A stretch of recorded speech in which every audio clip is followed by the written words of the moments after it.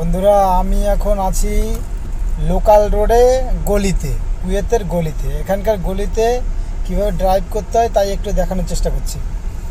তো চলো শুরু করা যাক। যদি কেউ আসতে চাও, নতুন কেউ ড্রাইভার ভিসা আসতে চাও কুয়েতে, যে টাকা ইনকাম করবে, লাইফ সেটেল করবে, তাদের জন্য এই ভিডিওটা। চেষ্টা করছি তোমাদের ভালো কাজে লাগবে।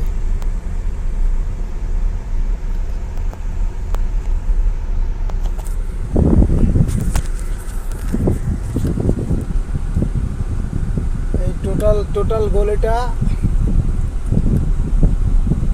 প্রত্যেক বাড়িতে 5টা 6টা 7টা 8টা 10টা করে গাড়ি, প্রত্যেক বাড়িতে গাড়ি। তো প্রত্যেক জায়গায় যাওয়ার নিয়ম, আসার নিয়ম সম্পূর্ণ আলাদা। আমাদের ইন্ডিয়ার মতো, পাকিস্তান, বাংলাদেশের মতো নয়। এই জায়গাগুলোতে গাড়ি চালাতে গেলে খুব কেয়ারফুলি দেখতে হবে। ভিতরে মিরার আছে, দু সাইডে দুটো মিরার আছে, লুকিং গ্লাসে সবসময় দেখতে হবে এবং গাড়ি ধীরে ধীরে আগাতে হবে। এখানে ফাস্ট গাড়ি চালানো যাবে না, এটা গলি, বাচ্চারা দৌড়াদৌড়ি ছোটাছুটি করে, যার কারণে। আশা করব এই ভিডিওটা যারা যারা দেখছো তাদের খুব উপকৃত হবে এবং বুঝতে খুব সহজ হবে, যারা ড্রাইভার ভিসা আসতে চাও কুয়েতে তাদের জন্য। এখানে বাঁদিকে স্টারিং, আমাদের ইন্ডিয়া, পাকিস্তান, বাংলাদেশ ডান দিকে স্টারিং। তো ভিডিওটা আমি বেশি বড় করব না। এখন আমি যাচ্ছি আমার ম্যাডামের ছোট বোনকে নিয়ে যাব হসপিটালে, যার জন্য আমি ম্যাডামের আদেশে আমি বেরিয়েছি। এখানে যে তোমার কপিল, তারই আদেশ মানতে হবে, বাকি কারো আদেশ না মানলেও চলবে। কপিল যেটা বলবে সেটাই করতে হবে। কপিলের উপরে কেউ কিছু না পারবে বলতে, না পারবে করতে।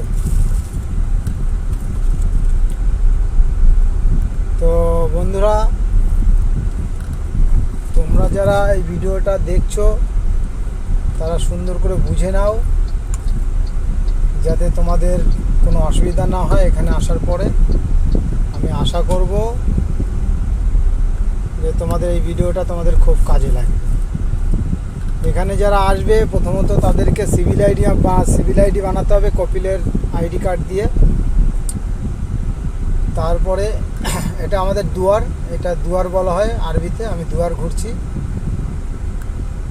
তো যেটা বলার ছিল, কপিলের আইডি দিয়ে তোমাদের সব কিছু করা হবে এবং লাইসেন্সও কপিল বানিয়ে দেবে তার নিজের খরচা দিয়ে। এখানে লাইসেন্সের জন্য ট্রেনিং দেওয়া হয় নতুনদের জন্য, এবং ইন্ডিয়ান লাইসেন্স দরকার হয়। আর দ্বিতীয়ত কথা হলো, যারা ফেল করবে তাদের কিন্তু নিশ্চিত তাদের ইন্ডিয়ায় রিটার্ন চলে যেতে হবে। ইন্ডিয়া, পাকিস্তান, বাংলাদেশ যে দেশ থেকে আসুক না কেন তাদেরকে রিটার্ন চলে যেতে হবে। এখানে কম্পিউটার পরীক্ষা হবে প্রথমত কম্পিউটার পরীক্ষা যদি পাশ করা হয় তারপরে ট্রায়ালে দেওয়া হবে। ট্রায়াল যদি ভালো হয়ে যায় তাহলে তোমাদের কপিল তোমাকে সব কিছু করে তোমার জব ফিক্স করে দেওয়া হবে। তো এইটুখানি বলার ছিল, তাই আমি এসেছি আজকে 21 তারিখ জুন মাস 2024। এখন আর আমি ভিডিওটা বেশিক্ষণ বাড়াবো না, যতটুকু দেখানো ততটুকু দেখিয়েছি। আশা করবো এই ভিডিওটা দেখলে একবার না দুবার, দুবার না তিনবার দেখে ভালো করে বুঝে কিভাবে দুয়ার ক্রস করতে হয়, কীভাবে সার্কেলগুলো কীভাবে চলতে হয়, কোন দিক দিয়ে গাড়ি নিলে সুবিধা হয়, কোন লাইনটা ছেড়ে দিতে হবে, কোন লাইনটা ধরতে হবে, এগুলো সম্পূর্ণ একটা নলেজের মধ্যে চলে আসবে। এটা হচ্ছে দুয়ার। আমি এই দুয়ারে, আমার ডান দিক দিয়ে একটা গাড়ি দাঁড়িয়ে আছে, আমি তার সাইড থেকে আস্তে করে সুন্দর করে বেরিয়ে আমি আমার লক্ষ্যে পৌঁছাবো। এখন আমি এখান থেকে সোজা দুয়ার পার করে আমি আমার ম্যাডামের বাসার দিকে অগ্রসর হচ্ছি। আশা করব এই যে গলিগুলো আছে, এই গলিগুলো খুব ডেঞ্জার। প্রত্যেক জায়গায় বাম্পার দেওয়া আছে এবং প্রত্যেক বাড়িতে 8টা 10টা করে গাড়ি দাঁড় করানো আছে, সবাই দেখতে পাচ্ছ। আর এখানে গাছগাছালি বলতে খেজুর গাছের কোনো অভাব নেই, খালি খেজুর গাছ, মরুভূমি অঞ্চল, কোনো মাটির দেখা নেই। আজকের সেলসিয়াস তাপমাত্রা চলছে এখন 43, দেখতে পাচ্ছ। একটু পরে এটা 43 থেকে 50ও চলে যেতে পারে, ঠিক আছে। তো এই গাড়ির লাইনগুলো দেখো, প্রত্যেক বাড়িতে গাড়ির লাইনগুলো দেখো, ঠিক আছে।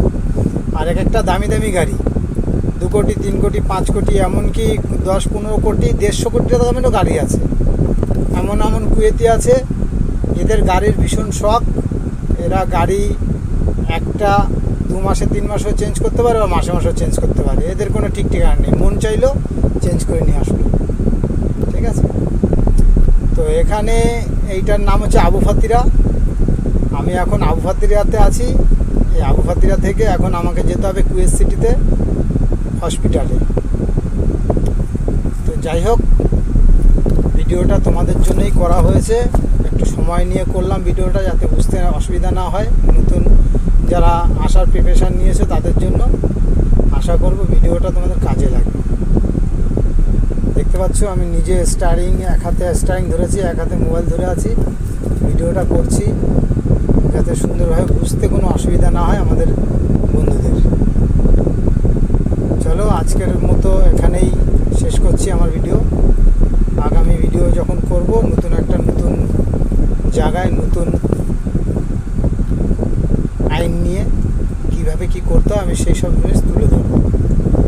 ওকে বন্ধুরা, টাটা, ভালো থেকো, নিজের শরীরের খেয়াল রেখো, সুস্থ থেকো, মেডিকেল ফিট থেকো। মেডিকেল আনফিট তাহলে তুমি আনফিট, কিছু করতে পারবে না। তার জন্য শরীরের খুব সচেতন হওয়া দরকার। ওকে, আমি আছি তোমাদের বন্ধু Roy. Thank you so much. ভালো থেকো, সুস্থ থেকো, শেয়ার কমেন্ট করো। Okay, tata.